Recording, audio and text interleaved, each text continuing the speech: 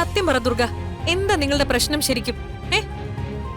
നിങ്ങൾ ഇവിടെ ശരിക്കും നിൽക്കുന്നത് കിരൺ ആരാണെന്ന് പ്രൂവ് ചെയ്യാനാണോ, അതോ അക്ഷിതയോടും പൃഥ്വിയോടും വഴക്കുണ്ടാക്കാനാണോ? പറ ദുർഗ.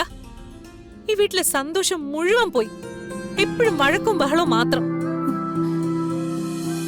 ചേച്ചി എന്തായി പറയുന്നത്? ഇവിടെ ആരെന്ത് ഞങ്ങളോട് ചെയ്താലും ഞങ്ങൾ മിണ്ടാതെ നിന്ന് എല്ലാം സഹിക്കണോ? ഇവിടെ ആരെന്ത് ചെയ്തു എന്നാ പറയുന്നത് ദുർഗ? പൃഥ്വിയാണ് ഇത് ചെയ്തെന്നുള്ള കാര്യത്തിൽ എന്തെങ്കിലും തെളിവുണ്ടോ നിങ്ങളുടെ കയ്യില്? ഉണ്ട്. കിരണിനെ കൊല്ലാൻ നോക്കിയത് ചേച്ചിയുടെ അനുജൻ പൃഥ്വിയാണെന്ന് തെളിയിക്കാൻ എന്റെ കയ്യിൽ വ്യക്തമായ തെളിവുണ്ട്. ഒരു മിനിറ്റ്.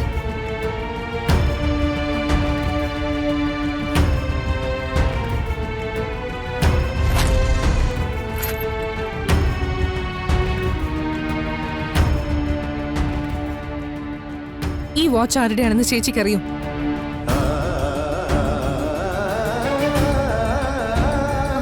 ഈ വാച്ച് ഞാൻ പൃഥ്വിക്ക് ഗിഫ്റ്റ് ചെയ്ത വാച്ചാണല്ലോ. ഈ വാച്ച് കിരണിനെ ഉപദ്രവിച്ച സ്ഥലത്ത് നിന്ന് എനിക്ക് കിട്ടിയതാണ്.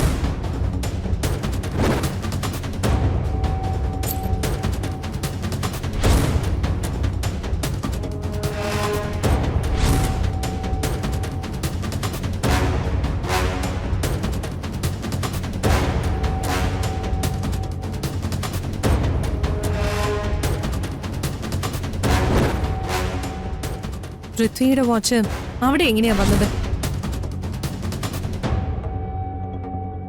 ഞാൻ ഒരിക്കലും വെറുതെ പൃഥ്വിയെ കുറ്റം പറഞ്ഞതല്ല. അവനാണിത് ചെയ്തതെന്ന് എനിക്ക് ഉറപ്പുള്ളതുകൊണ്ട് തന്നെയാ.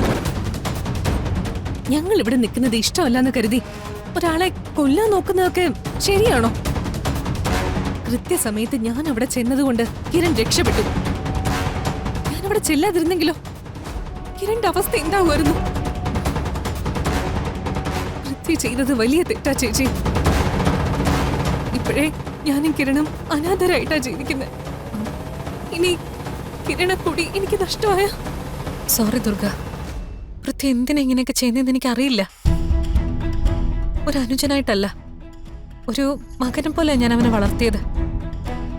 പക്ഷെ അവൻ എന്താ ഇങ്ങനെ ആയത്? ഒരാളെ കൊല്ലാൻ പാകത്തിനുള്ള മനസ്സെങ്ങനെയാ വന്നതെന്ന് എനിക്കറിയില്ല. ചേച്ചിയുടെ മാനസികാവസ്ഥ എനിക്ക് മനസ്സിലാകും.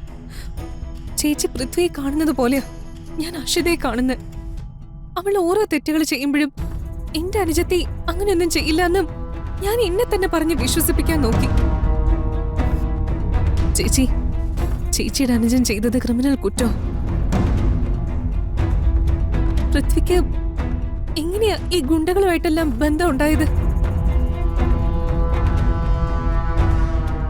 ഏത് നേരവും എന്റെ അനിയൻ എന്ന് പറയുന്ന ചേച്ചി ഇതുകൂടി ഒന്ന് ഓർക്കുന്നത് നല്ലതാ.